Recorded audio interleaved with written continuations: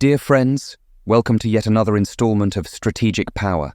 In this video, we are going to discuss the possibility of nuclear weapons being placed in space and Putin's alleged intention to do so, which is considered a major threat to the national security of the United States. If you haven't subscribed to the channel yet, take this opportunity to do so now and activate the bell to receive all updates. On Wednesday, February 14th, the US Congress intelligence sector published an unusual statement mentioning a threat classified as a grave risk to national security and requested that President Biden declassify and make it public. Although security reports and alerts are common, they are usually handled discreetly and in secret. That's why the request to make the alert public caught everyone's attention. Shortly after, several journalistic sources began to report that this security threat was related to Russia, more specifically a threat in space. During a brief press conference, Jake Sullivan, US National Security Advisor, did not give many details about the threat. However, many newspapers, citing sources linked to Congress and the White House, stated that the nature of the threat would be Vladimir Putin's intention to place nuclear weapons in orbit.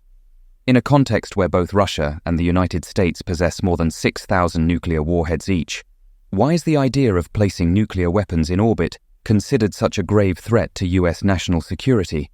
As is widely known, for decades, space has become a secondary stage for conflicts on the planet, with the major powers using it to support air, land, and naval operations. This is done mainly through communication and the supply of crucial intelligence data, such as photographs revealing the enemy's force and disposition. In the case of the Russian invasion of Ukraine, although the Ukrainians do not possess their own military satellites, they are receiving daily information from the extensive network of US military satellites and allied nations, such as the UK. Based on this information, Ukraine can identify and attack important Russian targets, such as air defense launchers and ships in ports and military bases. Thanks to these satellites, the Ukrainians have managed to attack and destroy valuable Russian equipment, something that, as you can imagine, greatly irritates Russia. However, despite this important military support role, space has never become a battlefield. In fact, even during the height of the Cold War and the space race, the United States and the Soviet Union never confronted or attacked each other in space. In 1967, the Outer Space Treaty was signed, which aimed to prohibit the use of nuclear weapons in space. However, the treaty did not prohibit the use of conventional non-nuclear weapons. At that time, there was a growing concern about the emergence of the space station concept, with many plans and projects in the United States and the Soviet Union. The biggest fear was the construction of large, orbital platforms for launching nuclear missiles against ground targets. With the 1967 treaty preventing this, fears still persist in 2024.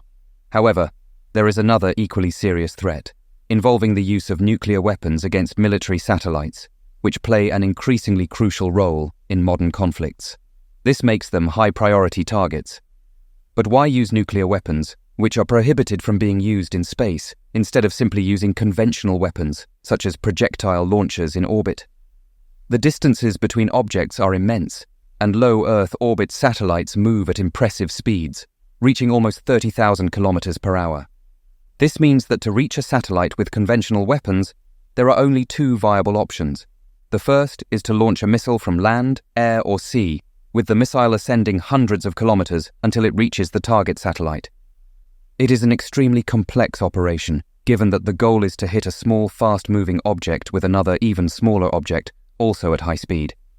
Even with the most advanced computer systems, it is a complicated operation with many possibilities for error. The other option would be to use an attack space vehicle. However, to approach a target satellite, that vehicle would consume almost all of its fuel, rendering it useless for future attacks. In addition, as soon as it is detected on land that a space vehicle is maneuvering in orbit to attack satellites, anti-satellite missiles would be launched to destroy it. However, if the aggressor nation chooses to use nuclear weapons, the attacked country may not have time to react, for several reasons.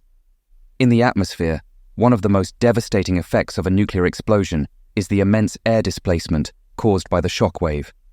Depending on the power of the bomb, winds at hypersonic speeds and temperatures of thousands of degrees devastate and destroy everything within a radius that can extend for several kilometers around the epicenter. However, in space, since there is no atmosphere, This air displacement does not occur. The main effect of a nuclear explosion in space is heat and, especially, the electromagnetic pulse. A high-power nuclear explosion, if carried out in a congested orbit with relatively close satellites, can generate an electromagnetic pulse capable of damaging the electronics of everything within a radius of hundreds of kilometers. In addition, that electromagnetic pulse also affects what is on the ground, destroying electronic circuits and seriously hindering communications. The most critical defense systems usually have protection against electromagnetic pulses. However, field units would completely lose their means of communication, which could leave entire armies literally blind, deaf, and dumb. A high-power nuclear warhead, if detonated 400 kilometers above Earth's surface, can generate an electromagnetic pulse, so intense that it would affect electronic equipment within a radius of several hundred or even thousands of kilometers. This means that just a few nuclear bombs would be enough to destroy a large part of the satellites in orbit and, at the same time, render practically all electronic and communication systems on the ground inoperable, especially in countries like the United States. In a scenario like this, ground armies, even the most advanced ones, would be pushed back to the 19th century, with millions of civilians plunged into total chaos, without electricity, communication, and adequate means of transportation. Therefore, if Vladimir Putin really intends to place nuclear weapons in orbit, this clearly represents a major threat not only to US security, but to the entire planet.